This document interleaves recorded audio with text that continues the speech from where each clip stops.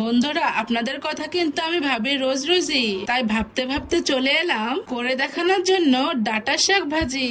দেখুন না বন্ধুরা, আমার চাষ করা ডাঁটা শাক কত সুন্দর হয়েছে। সব ডাঁটা শাক এখন আমি তুলে নিচ্ছি। তুলে নেওয়ার পরে একটি বটির মাধ্যমে ছোট ছোট করে কেটে নিচ্ছি। বন্ধুরা, ডাঁটা শাক খেতে কিন্তু অনেক উপকার, যা খেলে আপনি বুঝতে পারবেন। আর আপনারা কে কে ডাঁটা শাক ভাজি খেয়েছেন অবশ্যই কমেন্ট করে জানাবেন, তার কমেন্টের রিপ্লাই দেবো আমি। তো ইতিমধ্যে আমি সব ডাঁটা শাক কেটে নিয়েছি। তো এবার ডাঁটা শাক ধুয়ে নেওয়ার পালা। পানি দিয়ে ভালো মতো কষলাচ্ছি যাতে কোনো ময়লা বা বালি না থাকে।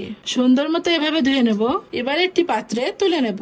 দেখুন বন্ধুরা, কত সুন্দর লাগছে পাতাগুলো। তো শাকগুলো ধুয়ে নেওয়ার পরে প্রথমে একটি কড়াইতে দিয়ে দিলাম তেল। তো তেলটা গরম হওয়ার পরে প্রথমে দিয়ে দিলাম পেঁয়াজ কুচি, আস্ত কিছু রসুন ও মরিচ কুচি। তো বন্ধুরা, সব উপকরণগুলো দিয়ে ভালোভাবে নেড়ে নেব। প্রতিবারের মতোই বাদামি কালার করে ভেজে নেব, কারণ পেঁয়াজ মরিচই কিন্তু তরকারির আসল জিনিস। যেমন তেল ছাড়া পেঁয়াজ ভাজা যায় না, পেঁয়াজ ছাড়া তরকারিও হয় না, সেরকম সবকিছুই প্রয়োজনীয়। তো পেঁয়াজ রসুন মরিচ ভালো মতো ভাজার পরে দিয়ে দিলাম কোটে রাখা ও ধুয়ে রাখা শাকগুলো। তো এবার ভালো মতন ভেজে নেবো শাকগুলো। তো বন্ধুরা দেখেন, দেখতে দেখতে কিন্তু অল্প হয়ে যাবে শাক। তো দিয়ে দিলাম শাকের মধ্যে হালকা লবণ। তো বন্ধুরা, আপনারা ভাবছেন যে শাকটা আমি কিসের জন্য সিদ্ধ করলাম না, কারণ শাক সিদ্ধ করলে সব পুষ্টি বের হয়ে যায়, তার জন্য আমি কাঁচাই ভেজে নেব। তো বন্ধুরা, ইতিমধ্যে আমার শাকটা প্রায় ভাজা হয়ে গেছে। তো আমি আরো সুন্দর করে ভাজা ভাজা করে নেব, একদম কালো কুচকুচে, যাতে গরম ভাতের সাথে খেতে জমে যায়। তো বন্ধুরা, ইতিমধ্যে আমার হয়ে গেল ডাঁটা শাক ভাজি। দেখুন, দেখতে কত সুন্দর লাগছে।